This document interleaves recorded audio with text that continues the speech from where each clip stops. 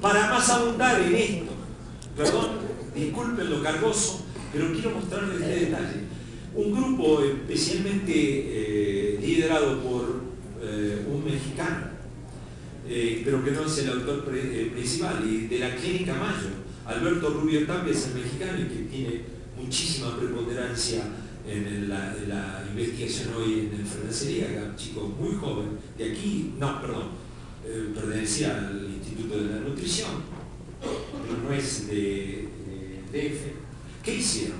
Juntaron 150 muestras sanguíneas de 50 pacientes y de 100 controles. Las dividieron en 20 fracciones, alícuotas, y se las enviaron a 20 laboratorios académicos y privados de Estados Unidos y Europa.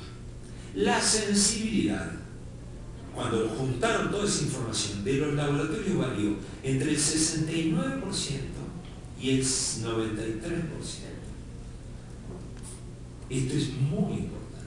Quiere decir que hay también problemas en la serología y requiere mucha atención de los laboratorios. ¿Se puede hacer diagnóstico? Y este es lo último, lo dejo tranquilo. Yo hasta las 11 de la noche tengo que estar en México. Un poquito antes. ¿Se puede hacer diagnóstico de enfermedad celíaca sin biopsia? Anteriormente les comenté que hay una asociación de la enfermedad celíaca que se descubrió con el tiempo, que era la expresión dermatológica de la enfermedad celíaca. Y la dermatitis herpetiforme.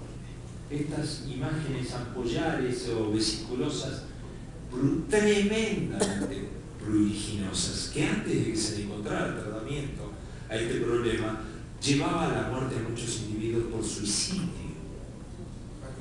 Y es tremendamente delatora del consumo de gluten, porque es dependiente del consumo de gluten. La enfermedad se produce en el intestino delgado, pero se expresa dominantemente en la piel. Y hay individuos que son monstruosos y otros que tienen 2 o 3 granitos, nada más, o ampollitas. Bueno, la enfermedad tiene una característica en la piel, en la biopsia de la piel, no enferma muy, absolutamente patognomónica, que es esto depósito en la interfaz en las papillas, en la interfaz entre la dermis y la epidermis, un depósito de inmunoglobulina A en forma granular, pequeños granulitos. La diferencia sensiblemente de un depósito lineal, que es una enfermedad igual, pero que no es dependiente de gluten. Por lo tanto, si ustedes hacen una biopsia de piel y tienen esto, le pusieron el sello de 2 cosas: dermatitis herpetiforme y enfermedad celíaca. ¿Está? Ahora, da la casualidad que 35% o 40% de estos individuos, ustedes van a la mucosa del duodeno y no le encuentran daño. Está normal, a pesar de que ahí se produce la enfermedad. Estos son depósitos de anticuerpos de antitransglutaminasa o endomicio en ese lugar. Por una particularidad es que la transglutaminasa a la cual reaccionan, porque los linfocitos B producen anticuerpos, antitransglutaminasa es contra la transglutaminasa 3. Y la transglutaminasa 3 está en la piel. La transglutaminasa 5 está en el sistema neurológico. Y algunos enfermos celíacos se expresan nada más que con síntomas neurológicos, con ataxia, por ejemplo. Y si no hay alguien lúcido que entiende que la ataxia, algunas formas especiales de ataxia, puede ser por enfermedad celíaca, no van a ser diagnósticos. Entonces, básicamente se necesita gente que piense, que conozca. Nadie diagnostica lo que no conoce. Por lo tanto, de ninguna manera un individuo con dermatitis herpetiforme necesita una biopsia de intestino delgado. Por lo tanto, ya partimos de la base de que se puede hacer diagnóstico de enfermedad celíaca sin necesidad de biopsia de intestino delgado. Pero ya desde el año 96 se vienen publicando trabajos tratando de decir o pensar si hay posibilidades de hacer diagnóstico de enfermedad celíaca exclusivamente basada en la serología.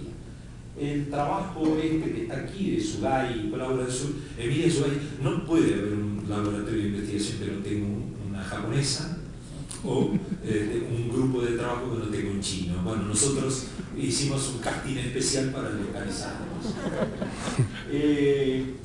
Bueno, en realidad se puede, y este es el trabajo nuestro. Emilia y Wigger son los chinos, el japonés y chino respectivamente. Se puede hacer, y nosotros investigamos un poquitito este aspecto.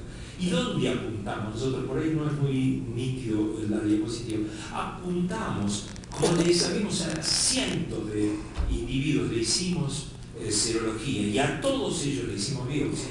Tuvimos como patrón de oro para el diagnóstico de la enfermedad celíaca la biopsia. Y ahí vimos cuál era la performance que tenían los anticuerpos y nos dirigimos a investigar qué pasaba si asociábamos dos anticuerpos como elemento diagnóstico, la transglutaminasa, los DGP más otros. Bueno, en realidad lo que pudimos observar nosotros es que en los individuos que tienen alto riesgo de tener enfermedad celíaca, esos que consultan por diarrea crónica y todo eso, si hubiéramos empleado cualquiera de las estrategias de combinar dos anticuerpos, hubiéramos hecho diagnósticos sin necesidad de biopsia en más del 92%, más del 93%, 92% de los individuos. Y solamente con algunas combinaciones se nos hubiera escapado algún enfermo. En los individuos de bajo riesgo de padecer la enfermedad celíaca, por ejemplo, la población general, o por ejemplo, la gente que se atiende en un hospital sin necesariamente ser individuos, de ahí sale esta población para nosotros, individuos que iban a la endoscopia por causas que no tenían nada que ver con la enfermedad celíaca. Como les hacíamos biopsia a todos estos hacían, son cientos y cientos. Bueno, vimos que la combinación de anticuerpos podrían hacer diagnóstico sin necesidad de biopsia, también en una alta proporción de individuos, más del 92%, y que corríamos el riesgo de que se nos escapara alguno en todo esto. Y eso establecimos una estrategia, o propusimos una estrategia de combinación de anticuerpos. Y la verdad que creo que el futuro va a estar centrado en atender a estos aspectos en términos de diagnóstico. Aunque hay gente absolutamente reticente, los ingleses, con quienes tengo profundas discusiones amistosas sobre esto, son reticentes a hacer la biopsia y la biopsia diagnóstica y la de seguimiento, pero en realidad me parece que es una actitud absolutamente conservadora que no se da de la mano con el progreso de la ciencia de la medicina. Nosotros podríamos evitar la biopsia en más del 90% de los individuos. Pero para ensuciar el terreno de los conservadores, surge la Sociedad Europea de Gastroenterología Pediátrica y Nutrición. Todos los pediatras europeos, alertados de toda esa serie de trabajos, quisieron adelantarse en esta historia. Esa asociación ha sido un pilar en estimar toda esa historia de los últimos 60 años de los criterios diagnósticos de la enfermedad celíaca. Y ellos establecieron una convención de ellos que si los pacientes tenían síntomas, si esa población de alto riesgo que yo les di, y tenían anticuerpo transglutaminasa por encima de 10 veces el valor normal, el valor de corte de los anticuerpos, no era necesario que se hiciera biopsia, porque el 100% de esos individuos son celíacos. Esto es 2012, es posterior a nuestro trabajo y utilizaron como argumentos nuestro trabajo y otros trabajos de calidad de performance de los anticuerpos específicos de la enfermedad celíaca. Y cierro con estos dos diapositivos. No, son dos diapositivos. ¿De dónde pueden venir los enfermos a un consultorio para el diagnóstico? Pueden venir de individuos que tengan alta sospecha de la enfermedad celíaca, como les digo, los que tienen diarrea, desnutrición. Pueden venir de individuos que tengan enfermedades asociadas, por ejemplo, diabetes insulino dependiente, enfermedad de Hashimoto, anemia crónica ferropénica, osteoporosis en edades premenopáusicas, etc. Eso es lo que llamamos riesgo intermedio, que haya la posibilidad de 1 de cada 10 de ser celíaco. Pero también podemos investigar la población general y las estrategias son diferentes. ¿Por qué la población general? Porque es el más bajo riesgo de tener enfermedad celíaca. 1 cada 100 van a ser celíacos. Pero hay otro camino por el cual se diagnostica enfermedad celíaca. Individuos que llegan por enfermedad por reflujo o por anemia crónica buscándole patología, llegan a la endoscopía.